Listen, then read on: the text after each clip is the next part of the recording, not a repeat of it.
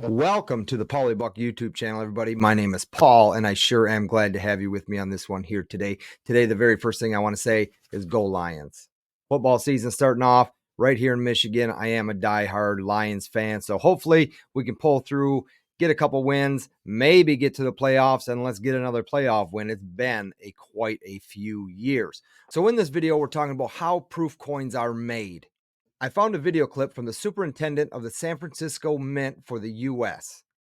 His name is Paul Lewis, still working there today. And in this clip, he tells us how proof coins are actually made from the U.S. Mint. So what better way to hear about how a proof coin is made than from somebody who directly works for the U.S. Mint? Stick around. Let's take a look at how proof coins are made. Give it to me like. The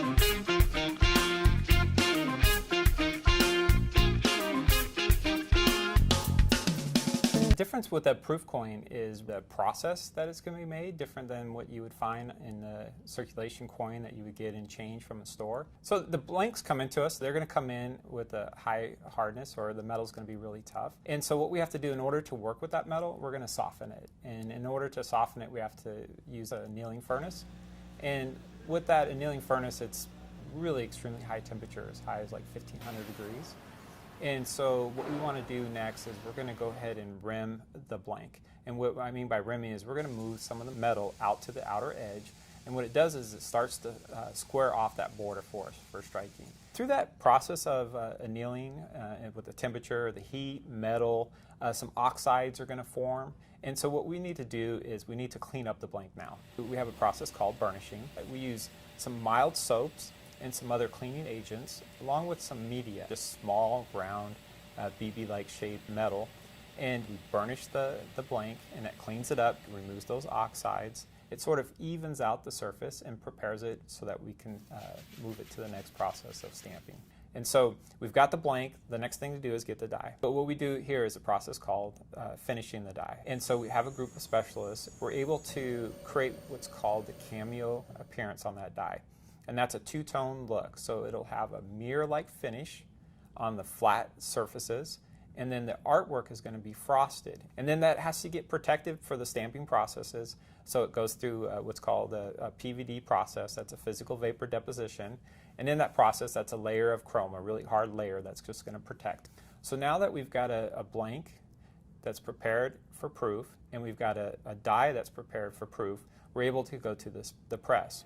And so these presses are going to be struck at high tonnage. We're talking like on the average about 90 metric tons. We'll strike it twice.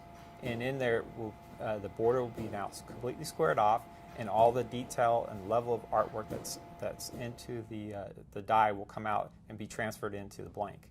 And now we've got a proof coin coming off the press. So there you have it, a quick detailed video on how actually proof coins are made from the U.S. Mint. So if you didn't know how a proof coin was actually made here in the U.S. from the U.S. Mint, well, now you do.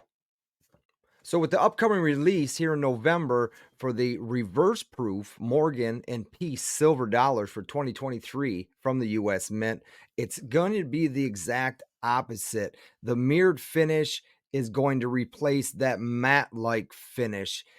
So when it gets closer to that time, we'll do another video talking about how reverse proof coins are actually made. So if you're new to this channel, right here's that subscribe button. If you like learning about coins from the U.S. Mint, all mints in general, hit that subscribe button. Check out this video, and I will see you all on the next one. Thanks, everybody.